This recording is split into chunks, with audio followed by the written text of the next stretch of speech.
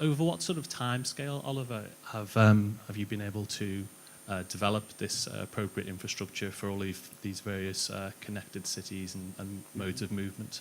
That would be my first question. Yeah. Well, the one slide in there was maybe hard to read. It was really since 1912, but really picking up speed in 1930.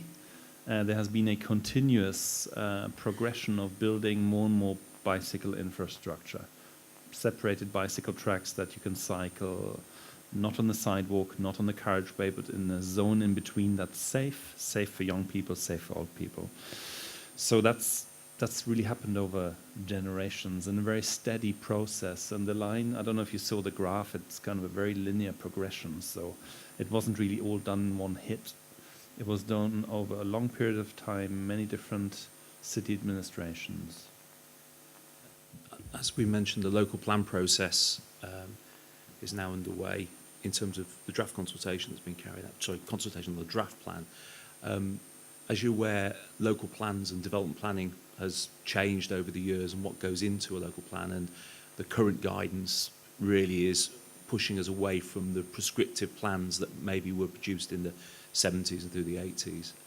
That said, it is the opportunity for us to put our aspirations as Liverpool community on paper, and I was thinking before I came, how would that look for cycling specifically, not just movement generally, but for cycling. I think we'd probably look at two types of policies. We'd need certainly the generic policy about how we expect cycling to be prioritised, how we expect development to contribute towards the infrastructure of cycling, and maybe something around the highway engineers as well about how we approach safety standards around cycling, because otherwise it's going to be so difficult to retrofit in cycling into the streets that we have in Liverpool.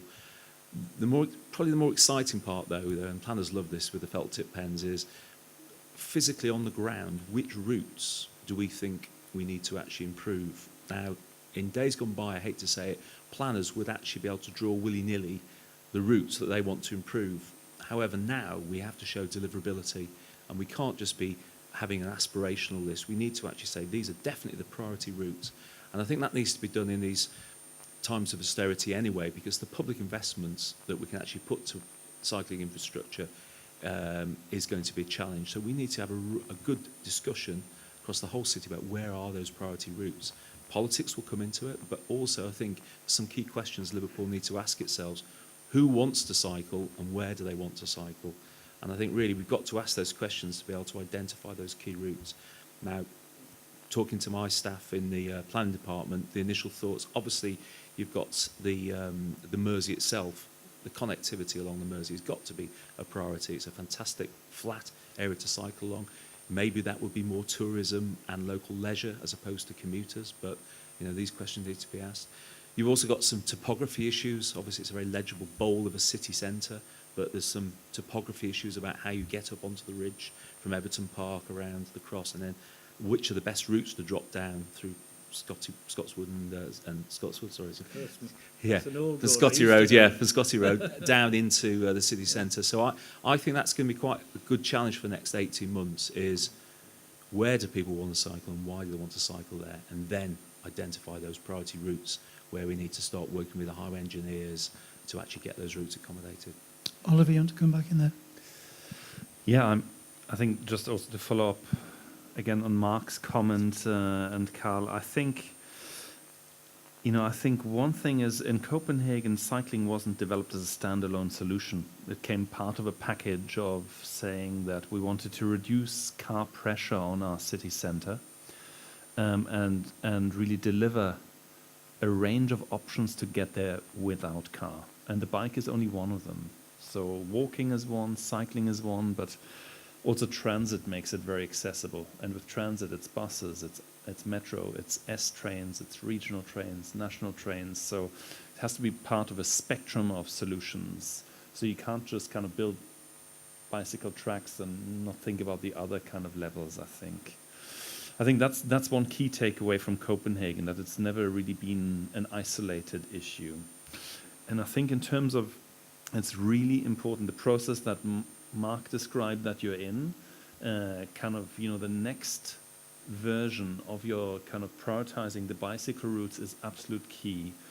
You know, if you look at bicycle infrastructure around the world, systems that fail are systems that don't understand where people want to go, and that have missing links and really don't make the continuous connections. So my advice often is actually not to look at recreational routes, but to kind of look at who today in our cities is actually using bicycles. And I would, in a city like this with multiple universities, I would start looking at the university communities, the university administrations, identify where are 30, 40,000 young people that are early adopters of new technologies, new ways of life, and I would look at where they're going, and that's what I would identify. And then I would work on commuter streets and streets where people actually want to go. Because I think it'd be too easy to say, well, look at kind of recreational routes and kind of the places where nobody really needs to go. I think you need to look at the hubs of life, look at young people, look at the universities, and try and generate a first embryonic network from that, and then grow it from there.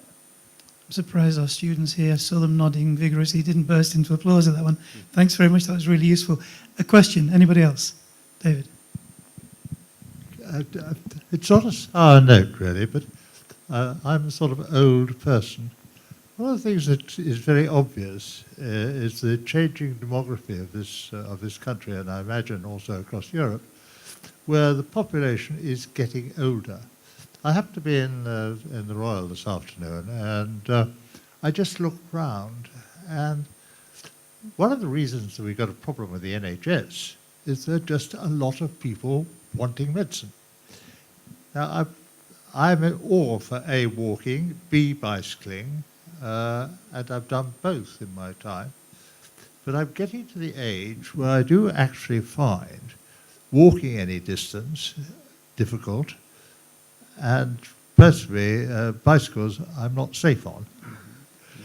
All I'm really saying is that I want to really reinforce what you were saying, that I'm all for encouraging people onto bicycles and walking, and I'm all for more exercise. That's one of the reasons we're all a little overstout. But we've also got to bear in mind there is an increasing population who find these activities extremely difficult, and we don't want to isolate them from our society. Okay. Can I think that get comment was back actually on answered, that? but Yeah, I think that's a really important point. And there, you know, kind of a perspective from Copenhagen is that I think one of the things that our city has created through being walkable and cyclable is that actually a larger share of people is less isolated. So I think talking about infrastructure the way we're doing now to create places where you can create actually homes that are part of a blueprint of living, where you can actually satisfy a lot of your needs within a walkable or cyclable distance, I think is really key to establish a blueprint of life that creates neighborhoods that are fit for generations. So even though I think that maybe at some point you feel less comfortable riding a bike, and I don't blame you, in not given your age, more given Liverpool, you know, I think actually our society makes it very easy to move around with little kids and with older people, and making them part of an inhabited place with social contacts for much longer. And we can design so bikes I guess differently. where I'm going is I think the answer can't be that we have to find a model that relies exclusively on car movement. Jack, you wanted to come in? Yes, we've done a lot of work with older people recently, particularly in areas where there are concentrations of older people, and I suppose we think that walking is actually about,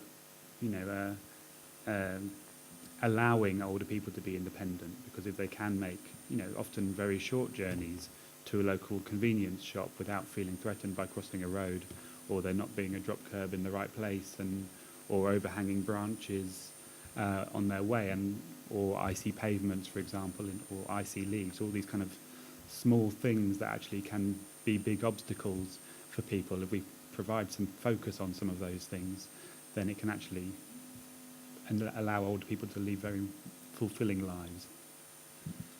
Okay, thank you, Jack. Could I make two comments of a strategic nature to you, and then one from experience of visiting a new attraction by public transport on the waterfront. Going back to my planning student days, I do seem to recall that one of the principles behind the development of Copenhagen was the idea of some kind of five-finger corridor development with very strong public transport corridors around which relatively high density housing was developed. Now, I don't know how you mentioned just now that you've got to look at things in a holistic way. To some extent, we had that in Liverpool. I'm just old enough to remember the tram system, and once it got outside the most heavily built up parts of the inner parts of the city, of course, the trams ran on reserved tracks out into the suburbs. Well, of course, all that is gone. Whether it be possible to convert some of the space that was subsequently landscaped along those roads into cycleways or even reintroduce trams, I don't know. But some of what you said strikes me from a strategic sense being very much part of the agenda that Lord Rogers in the Urban Task Force of a few years ago developed, which of course was based on much earlier work by Jane Jacobs in her book, very famous book of 50 odd years ago, The Death and Life of Great American Cities. Those are the two strategic comments. The more recent experience, and this relates perhaps to the area of work that, area where Engage is involved, the waterfront. I had an experience in June of trying to visit one of the latest facilities that's been developed along the waterfront by public transport. I was going to an event at the new Titanic Hotel, and I thought it would be very easy to get to if I got the 48 bus from more or less outside where I live, which ran along Great Howard Street and stopped more or less outside the facility, except that a week before the Titanic Hotel opened, and when I was going to a conference there, the bus service was withdrawn. You couldn't invent it. This is a key element of the Stanley Dock area, and the Titanic Hotel is a key element of the regeneration of the North Docks in Liverpool. So I found myself getting the 54, which runs on a sort of radial road half a mile further back, and getting off somewhere along Vauxhall Road, Commercial Road, and then plunging into a postman's nightmare layout of a fairly recent housing development in an attempt to find the canal, which I knew would lead down to Stanley Dock. And that in itself was an experience because the legibility of the place was extremely poor. You ended up on the canal bank, which is in reasonably well-maintained condition, but presents a rather isolated location for pedestrians. You then navigate the top of one of the locks in rather an odd way, and you end up coming through a hole in the wall onto Great Howard Street. And that's one of the approaches to one of our latest facilities on the waterfront. I know it very well. I'm actually the local councillor for that ward, and you've just walked through the Eldonian estate and just skirted the Athol Village estate. I doubt it's a route that's very much used for actually walking through, I have to say. But you make a valid point in terms of the bus transport system. The main sufferers of poor bus transport systems in that Vauxhall area of Liverpool are the people of Vauxhall. We've had 3 men speak. Can I just see if there's any women who would like to speak here, ask any questions or make any comments? Good, good. We'll come to the next man in a minute. Thank you.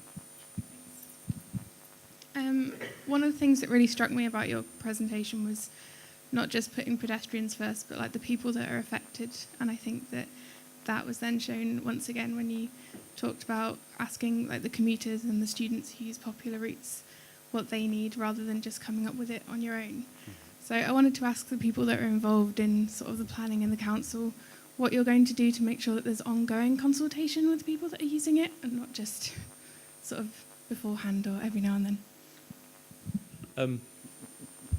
Consultation is a key part of planning, and been a planner for over 25 years. I think it's one of the areas that planning has actually got worse at.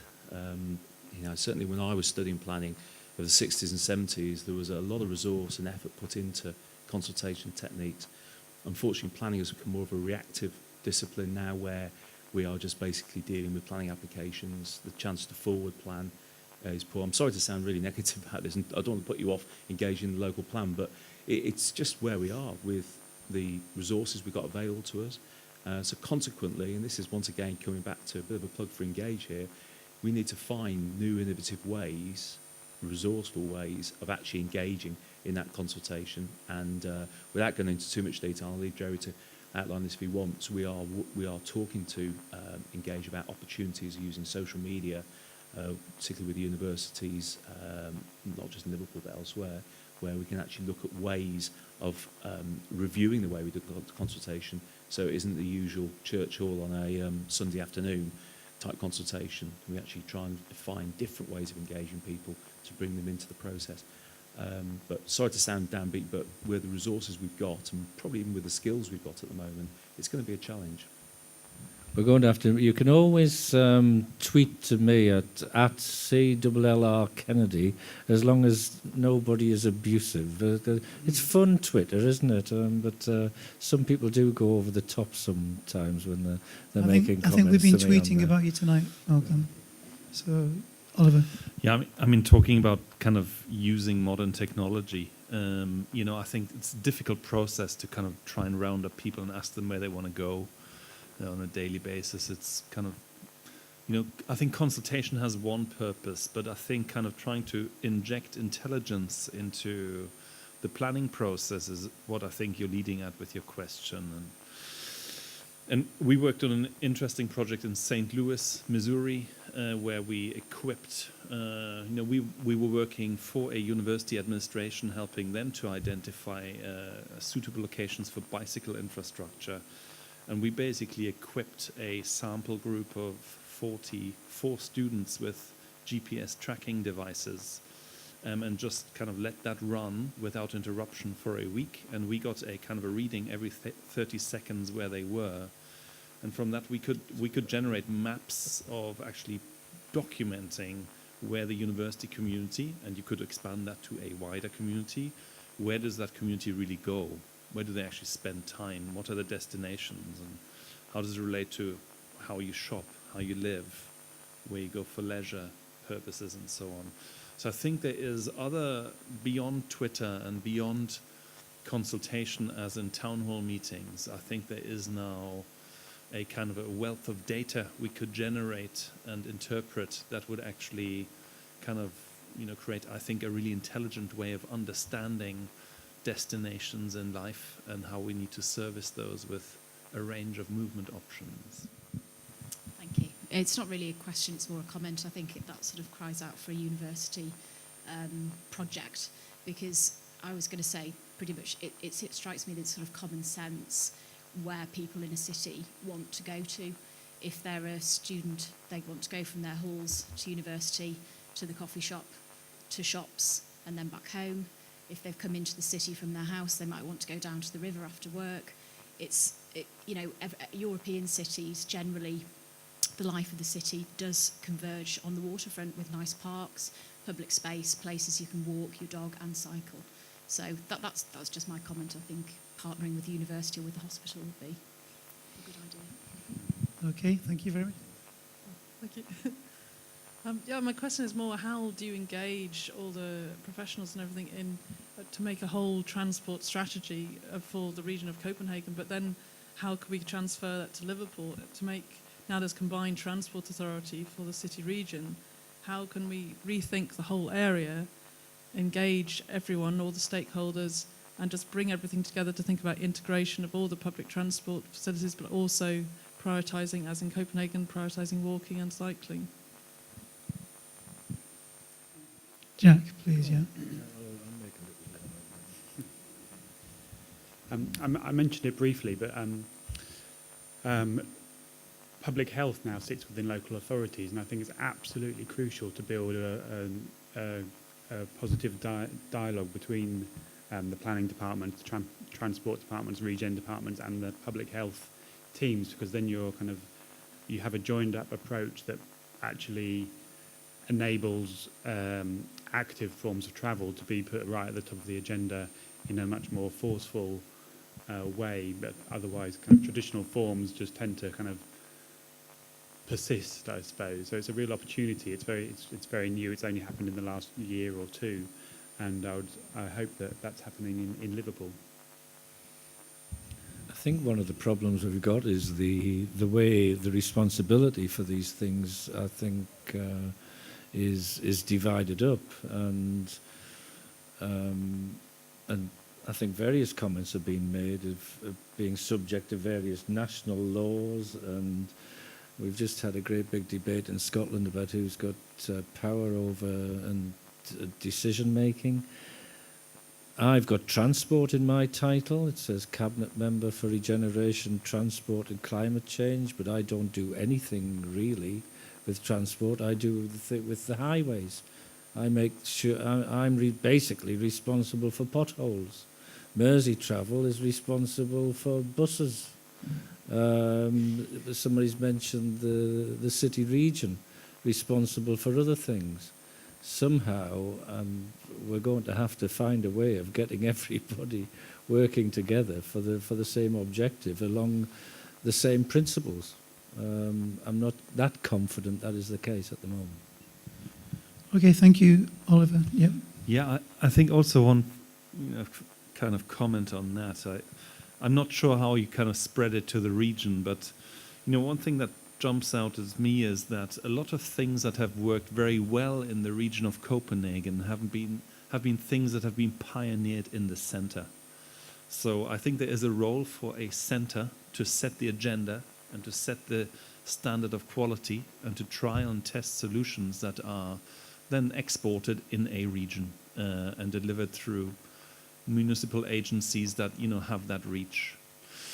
But as I'm sitting here thinking a little bit about Mark's comment. How do you get on the ground then? How in the Department of Transportation do you get highway engineers to think outside the box? Was Mark's kind of question David. Right in the beginning. And Oliver, it's David. Sorry, David. Mark He's replaced Mark.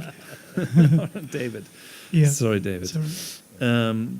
But I think I'm sitting and thinking, well, it's difficult to get people to think outside the box. I think in this case it's maybe a question of changing the box. I think in this case, I think a lot of research seems to suggest people just do what's normal, and that's confirmed by genocide research. That's confirmed by all sorts of behavioral science, and I think we need to work at changing what's normal. I think there's a case to be made for setting the focus on the city centre. We know there's huge transformation plans still in the pipeline for the city centre. So I think setting the agenda there, pioneering solutions there, and changing what's normal in the city centre will change what's in the future normal in the region. Thank you. I am a town planner, and just, I suppose, not a question, but more a comment maybe to Councillor Kennedy. I think perhaps you're doing yourself down when you say you don't have the answers as the politicians. And from what I've seen from Liverpool over the years, we've progressed from the walkways in the sky where the car was king, pedestrians weren't even thought about. And it's very much more joined up in the city than it has been for a number of years, working together, working towards a local plan. The mayor has actually continued his pledge. He's put the cycles right around the city, which are very, very heavily used, and I think it's fantastic. And people are speaking on their bikes at the moment, saying where they want to go, going in certain directions, and there is a support. And I think that shows that the political will is there. The politicians are saying something, and through the local plan, you are working together. And I think as long as that continues, I think this city will progress very much in the direction we're wanting it to. Thank you. Would you like to take a bow, Malcolm, or say anything? Yes, I mean, I think ultimately what I'm saying, I was the politician, for instance, who introduced the 20-mile-an-hour limit policy across the city. But I always say I've never had a great idea in my life. Lots of other people have had great ideas which I've pinched. My skill is perhaps in selecting the good ideas from everyone that's thrown at me. And I'm pleased at the response there. I think the first thing I said when I got transport back, we've got to do something about cycle safety. That would be the first thing. But that's not because I just suddenly thought, it's because I spent a lot of time talking to good people like yourselves.